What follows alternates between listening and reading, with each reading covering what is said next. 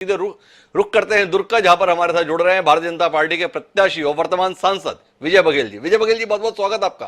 जी धन्यवाद धन्यवाद, बहुत बहुत। और शुरुआत इसी बात से करते हैं, 11 संसदीय क्षेत्र छत्तीसगढ़ में 11 प्रत्याशी थे 2019 में, 11 में से 9 सीटों पर नए प्रत्याशी दिखाई दे रहे हैं।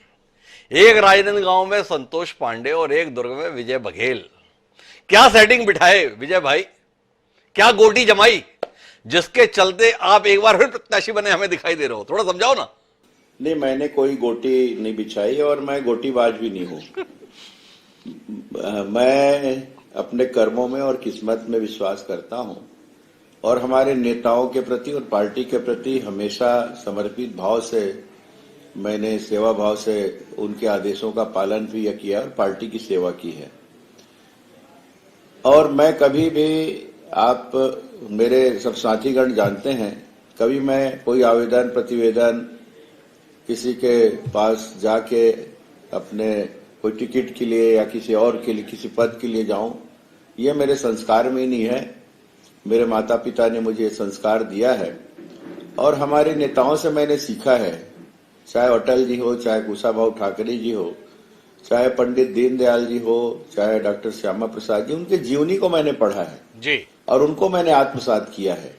जीवन में कर्म करो, फल देने वाले ईश्वर हैं और उसी के अनुरूप मैं काम करता हूं। और मैं तो बहुत बहुत धन्यवाद दूंगा हमारे राष्ट्रीय नेताओं को, माननीय मोदी जी, नड्डा जी, माननीय अमित शाह जी, सभी चुनावी समिति, केंद्रीय चुनाव समिति, और साथ में हमारे माननीय विष्णुदेव साय जी, किरण देव जी और सभी वरिष्ठ नेताओं को धन्यवाद दूंगा। साथ ही साथ मेरे देवतुल्य जनता जो दुर्ग के हैं, दुर्ग लोकसभा के जी, उनका प्रेम, उनका स्नेह और जो हमारे कार्यकर्ता भाई बहन और युवा साथी है दुर्ग लोकसभा के भारतीय जनता पार्टी के, उनका मेरे प्रति भाव, ये सब शामिल होके आज मुझे एक प्रत्याशी के रूप में मुझे एक बार फिर से सेवा करने का अवसर ये हमारे शीर्ष नेताओं ने दिया है। ये मेरे लिए सौभाग्य का क्षण है। वो आपने कहा कि फल में आपकी बहुत ज्यादा रुचि नहीं रहती, कर्म पे आपका भरोसा है। तो हमारा सवाल भी तो कर्म को लेकर ही था विजय भाई। हमने ही जानना चाहा था भाई ऐसे क्या कर्म रहे जब आपके सुनील सोनी जी बगल में बैठते थे, वो टिकट पाने में वंचित रहे। वो चुन्नीलाल साहू जी भी आपके दाएं बाएं में दिखाई देते थे, वो भी टिकट नहीं पाए। और भी तमाम नाम किस किस का बताऊं जो टिकट नहीं पाया, पर आपने पाया, वो दुर्ग से पाया।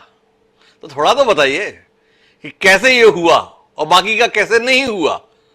नहीं, हम लोग 9 के 9 जो सांसद थे दिल्ली में जी, अभी सब एक पारिवारिक रूप में थे जी, और सब ने अपनी सक्षमता से अपने क्षेत्र में सेवा की जी, और सबके अपने अपने तरीके थे। सभी पूरी मेहनत से अपने क्षेत्र की बातों को लोकसभा में रखते थे। हम लोग तो शेयर करते थे ना। जी जी। और मैं ज्यादा किया, वो कम किया, ऐसी कोई बात नहीं है। सबने अपनी भूमिका निभाई। क्षेत्र में भी लोगों के सुख दुख में हमेशा वो साथ रहे, कार्यकर्ताओं का हमेशा सम्मान करते रहे, पार्टी के आदेशों निर्देशों का पालन उन्होंने भी किया।